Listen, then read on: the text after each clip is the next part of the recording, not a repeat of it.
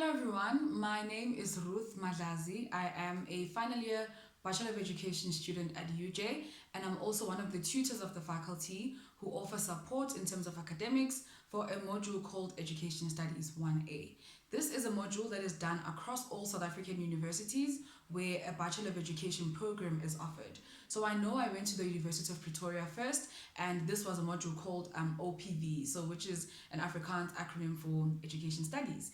And I know in the University of South Africa as well, which is UNISA, this module exists and it fits. So basically, I'm trying to say that this channel can help anyone who is enrolled for the Bachelor of Education program at a first year level. The purpose of this video then is twofold. So is to firstly explain the purpose of education studies as a module, and then also then tap into the content, trying to understand what is the theory, which is meant to help you understand how you deal with studying for university modules versus how you studied in high school for subjects, and try to just strike that differentiation as early as possible so that you can thrive in your academics, because it's different, it's not the same. So firstly then, back to the first thing, Education Studies 1A, what is it? What is it trying to achieve as a module? Education Studies 1A is a heavily theoretical module that tries to unpack and answer questions around education. It goes as historical as possible and also is future oriented. It tries to answer questions such as what is education? What is it to be educated? How did human beings come to the understanding that they need to structure education formally and create schools? What is a curriculum? What is put into a curriculum? Who designs the curriculum? What drives what is put into the curriculum? How do we achieve successful teacher training? How do we design schools that prepare students for the 21st century? These are all questions that we need to try and understand as people who are trying to function in the education space in a few years as teachers, as curriculum designers, and so on and so forth. So that's basically the purpose of this module. It borrows from theories in other disciplines as well, such as history, such as philosophy, but what you need to understand is that you need to bring it down back to education all the time. So any theory that you interact with, particularly in this module, in as much as it can look historical or it can look philosophical or sociological, you need to make sure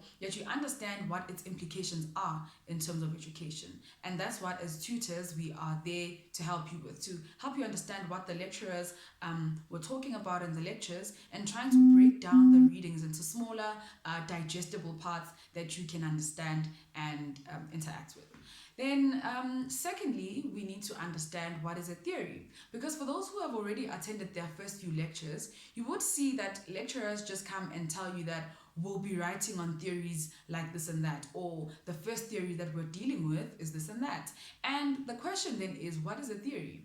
And it's very important because your university life basically will be based on interacting with different theories. And then your understanding of what a theory is helps you interact with the theories themselves. So I would say think about a theory as a bicycle frame where we attach different elements with a specific objective, and that objective is to try to move a person from point A to B. So a bicycle frame exists, and then on the bicycle frame we attach different elements such as pedals, such as wheels, such as a chain, and for that purpose we're trying to have those elements work together to achieve a specific objective, which is to move a person from point A to B. So theories are set up in a similar way. Theories in their overall objective are trying to achieve something. For instance, Newton's third law was trying to explain what is force, what is pushing, what is pulling, who exerts force on what, and what is the reaction of a person or an object when force is exerted on them. And that is important because when we do things like building, things like creating transport and so on and so forth, we need to understand the implications of force on an object. If you think about other theories, for instance, such as the theory of natural selection, those are theories that are trying to explain how humans are created or how humans are made up. And that's important because when you understand the theory of natural selection, you will be able to understand other life sciences related subjects, and to be able to understand how human beings are basically made up and how they're made up. So that's basically what a theory is. A theory is a set of ideas that are proven to be true. I think that's something that we also need to emphasize as at the get-go, to say theories are proven to be true. So if we're going to talk about an education-related theory, you need to understand that the theorist is someone who has dedicated their lives to researching about that theory. They have been able to test that theory in schools, or to make sort of some empirical research about how that theory relates to education or to schools or to teachers. So theorists such as John Dewey, such as Aris Peters and Althusser, these are people who were maybe once teachers and once members of society who were interested in how schools function, why schools exist, why education systems are structured the way that they are. And for those reasons, those individuals are then able to write theories that are meant to help teachers develop and improve. So that's the basis of theory. So I would say that a theory is a set of ideas which serve to explain a concept, a philosophy, or a phenomenon.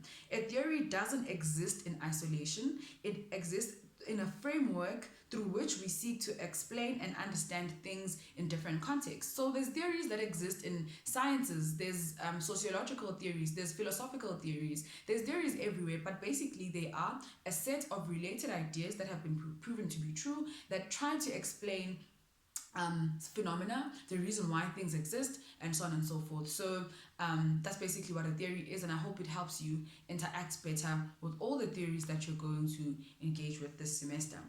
And one thing we also need to understand is that we need to read for this module. In fact, for anything that we do in our university careers, we need to read. And I don't mean reading as in scanning, like you're browsing through a Facebook post, but immersing yourself with the words that are in those particular theories and trying to unpack the context within which that theory itself was designed. Because you'll find that theories also don't exist in a vacuum. When someone in South Africa writes about education, they write about it in a South African perspective because they are in South Africa. But also, most of the theories that we will interact with in Education Studies 1A are Western theories. They are written by people who are either American or European. So you will see when you read that the context from which they write those theories is Western. So you need to break it down for yourself then and see how it applies in a South African context, in a South African classroom. And from there, you will try to then put your own opinions and your own understandings of that theorist's stance. So when you read Education Studies 1A, you engage with the theorist's work, and then you decide, do I agree or do I disagree with this person? After you've decided whether or not you agree or disagree, you need to be able to substantiate. So if someone says that the sky is blue, you have to decide, I think I agree with the fact that the sky is blue, and I agree because of this and this and that. And you pick from what they've said in their theory to say specifically why you don't agree or why you do agree. So it's important to also attend tutorials, because that's where more discussion happens than it does in the lecture, because in the lecture there's 500 of us trying to listen to the lecturer, but in tutorial groups we are 30 or 40, we are engaging and we are debating. We need to debate these things and we need to engage with each other's stances. So I hope that this video helps you, and I'll create more as the semester proceeds. I want to create one video per week to ensure that we engage with the weekly topics, and feel free to comment and feel free to ask me questions, and I will be more than willing to respond. Thank you. Enjoy the rest of your week.